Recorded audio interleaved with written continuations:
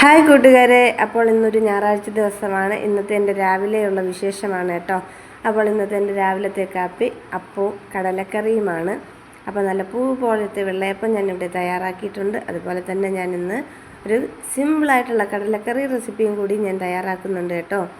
അപ്പോൾ കടലക്കറി ഞാൻ കുക്കറിലാണ് തയ്യാറാക്കുന്നത്. അതിനാവശ്യമായിട്ട് കടുകും കറിവേപ്പിലയും ഇഞ്ചി വെളുത്തുള്ളിയൊക്കെ ഒന്ന് ഇട്ട് കൊടുത്ത് മൂപ്പിച്ചതിന് ശേഷം സവാളയും പച്ചമുളകൊക്കെ ഒന്നിട്ട് കൊടുത്തിട്ടുണ്ട്.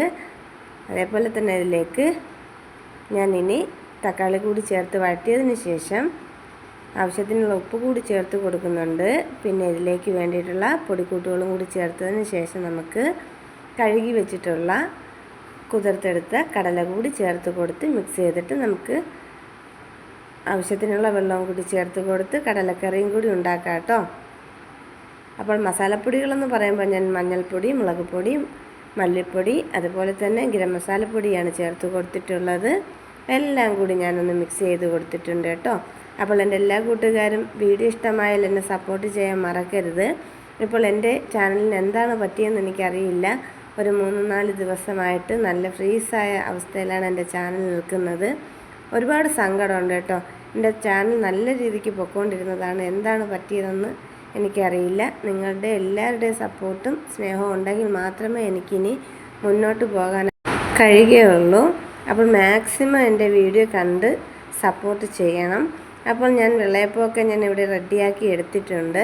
ഇതൊരു പാത്രത്തിലേക്ക് ഞാൻ മാറ്റി കൊടുക്കുന്നുണ്ട് കേട്ടോ. അപ്പോൾ നിങ്ങൾ വിചാരിക്കും എന്തിനാ ഇങ്ങനെ പാത്രത്തിലൊക്കെ മാറ്റി കൊടുക്കുന്നതെന്ന്.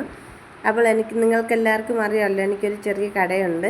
അപ്പോൾ കടയിലേക്ക് കൊണ്ടുപോകാനായിട്ടാണ് ഈ അപ്പമൊക്കെ ഞാനിങ്ങനെ പാത്രത്തിലേക്ക് എടുക്കുന്നത്.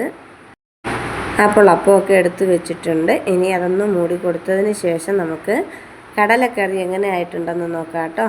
കടലക്കറിയും കൂടി നമുക്കൊരു പാത്രത്തിലേക്ക് മാറ്റേണ്ടതായിട്ടുണ്ട്. അപ്പോൾ നമ്മുടെ അപ്പം വെച്ച് കൊടുത്തിട്ടുള്ള ആ ഒരു ബോക്സ് ഞാൻ അടച്ചു കൊടുത്തിട്ടുണ്ട്. കടലക്കറിയുടെ എയറൊക്കെ ഒന്ന് പോയി കിട്ടിയിട്ടുണ്ട്. ഇത് അടിപൊളിയായിട്ടുള്ള നമ്മുടെ കടലക്കറിയും ഇവിടെ റെഡിയാക്കി എടുത്തിട്ടുണ്ട്. അതും കൂടി ഞാനൊരു പാത്രത്തിലേക്ക് മാറ്റി കൊടുക്കുന്നുണ്ട് കേട്ടോ. അപ്പോൾ കടലക്കറി നല്ല ചൂടിലിരിക്കുന്നത് കൊണ്ട് തന്നെ പ്ലാസ്റ്റിക്കിൻ്റെ പാത്രത്തിൽ നമുക്ക് ഒഴിക്കാൻ പാടില്ലല്ലോ. അതുകൊണ്ട് സ്റ്റീലിൻ്റെ ഒരു അടപ്പ് പാത്രം എടുത്തിട്ടുണ്ട്. അപ്പോൾ പുതിയൊരു വീഡിയോയിൽ കാണാം. ടാറ്റാ.